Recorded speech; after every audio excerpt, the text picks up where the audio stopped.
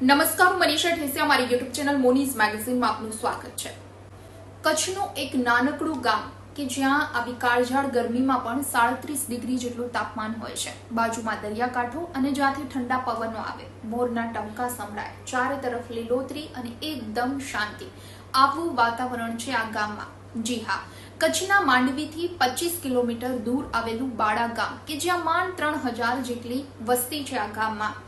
આમ તો આ ગામ અંતરિયાળ છે, પરંતુ 1991માં બનેલા વિપશ્યના કેન્દ્રના કારણે આ ગામમાં ઘણા બધા લોકો આવે છે। તો આજના આ વિડીયોમાં આપણે વાત કરીએ કે કચ્છનું આ બાળા ગામ કે જ્યાં આવેલું વિપશ્યના કેન્દ્ર કેમ ખાસ છે।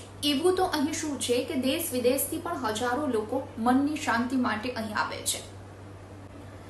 આપણને કદાચ એક એવો પ્રશ્ન થાય કે ગુજરાતમાં તો ઘણા બધા વિપશ્યના કેન્દ્ર આવેલા છે, પરંતુ કચ્છના બાળા ગામમાં આવેલા વિપશ્યના કેન્દ્રની જ આપણે કેમ વાત કરીએ? તો આ કેન્દ્ર ખાસ એટલા માટે છે કે અહીં આવતા સાધકો ન માત્ર ભારત પરંતુ વિદેશમાંથી પણ ઘણા બધા સાધકો અહીં મનની શાંતિ માટે આવે છે। Sweden, Netherland, Japan, Myanmar, England, Australia અને રશિયા જેવા દેશમાંથી લોકો અહીં આવી અને સાધના કરે છે। આ વિપશ્યના કેન્દ્રમાં શાંતિ અને સગવડ છે, રહેવા જમવાની તમામ સુવિધા છે। આ ગામમાં ટ્રેન નથી, એટલે ટ્રેનની અવર જવરનો કોઈ અવાજ આવતો નથી। અહીંથી મોટો કોઈ હાઈવે નથી નીકળતો, એટલે વાહનોનો ઘોંઘાટ નથી અને નીરવ શાંતિ છે। કદાચ વિદેશી લોકોને આ જ વસ્તુ અહીં આવવા માટે આકર્ષે છે। મહિલાઓ અને પુરુષો માટે અલગ અલગ નિવાસસ્થાનની વ્યવસ્થા છે। રહેવા, જમવા, નાસ્તા સહિતની બધી જ સુવિધા સાધકોને આપવામાં આવે છે અને જેના બદલામાં સાધકો પાસેથી કશું જ લેવામાં નથી આવતું। હા, સાધકો સ્વૈચ્છિક રીતે દાન આપે તો સ્વીકારાય છે। તો બાળા ગામથી 4 કિલોમીટર દૂર દુર્ગાપુર નામના ગામમાં બોર્ડિંગ સ્કૂલમાં 1980 થી વિપશ્યના શિબિર ચાલતી હતી અને ત્યારબાદ બાળા ગામના ખુશાલભાઈએ તેમની 19 એકર જમીન દાનમાં આપી અને તેમાં આ કેન્દ્ર બન્યો। અહીં વિપશ્યના કરવા માટે ઓનલાઈન રજીસ્ટ્રેશન કરાવવું પડે છે, કારણ કે 15 થી 20 હજાર સાધકો અહીં વિપશ્યના કરવા માટે આવતા હોય છે અને જેમાંથી વિદેશીઓની સંખ્યા જ 2000 આસપાસ છે। ખાસ કરી નવેમ્બર થી ફેબ્રુઆરી મહિનાની વચ્ચે વિદેશી લોકો વધારે અહીં આવે છે। તો શિક્ષક, ડોક્ટર્સ, વકીલો, બિલિયનર્સ પણ અહીં મનની શાંતિ મેળવવા માટે આવે છે, એટલે કે વિપશ્યના કેન્દ્રમાં રહેવાનું પસંદ કરતા હોય છે।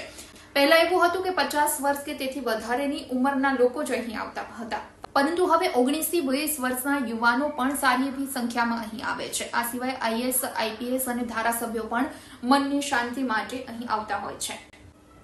તો ઓછામાં ઓછો 10 દિવસનો કોર્સ કરવો પડે, એ વગર વિપશ્યના શું છે એ ખબર ના પડે।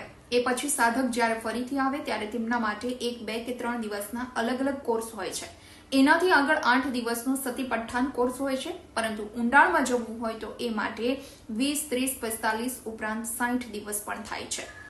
તો હવે આપણને અહીં સવાલ થાય કે અહીં આવવાથી શું ફરક પડે, એટલે કે વિપશ્યના કરવાથી માણસમાં શું પરિવર્તન આવે? તો દરેક માણસ છે એ પોતાના જીવનમાં પરિવર્તન લાવવા ઈચ્છતા જ હોય છે। દરેકને ખબર હોય છે કે મારામાં ક્યાંક ને ક્યાંક ક્રોધ છે, મારે ક્રોધ ન કરવો જોઈએ, છતાં પણ તે પોતાના મન પર કંટ્રોલ નથી કરી શકતા। ટેન્શન અને ડર પણ મનના ઊંડાણોમાંથી નીકળતા નથી અને એ માટે લોકો અહીં આવે છે। હજુ એવી પણ યંગ જનરેશન છે કે જેને જીવનમાં સુખ, શાંતિ, સગવડ બધું જ મળે છે, છતાં પણ તેની જિંદગી સ્ટ્રેસ વાળી છે અને આ સ્ટ્રેસ જ્યારે ઓવરલોડ થઈ જાય છે ત્યારે લોકો નોકરીમાંથી રજા મૂકી અને વિપશ્યના કેન્દ્રમાં પહોંચતા હોય છે। અને જે લોકોને રજા નથી મળતી તો ઘણા લોકો એવા પણ છે કે નોકરી છોડી અને અહીં આવતા હોય છે।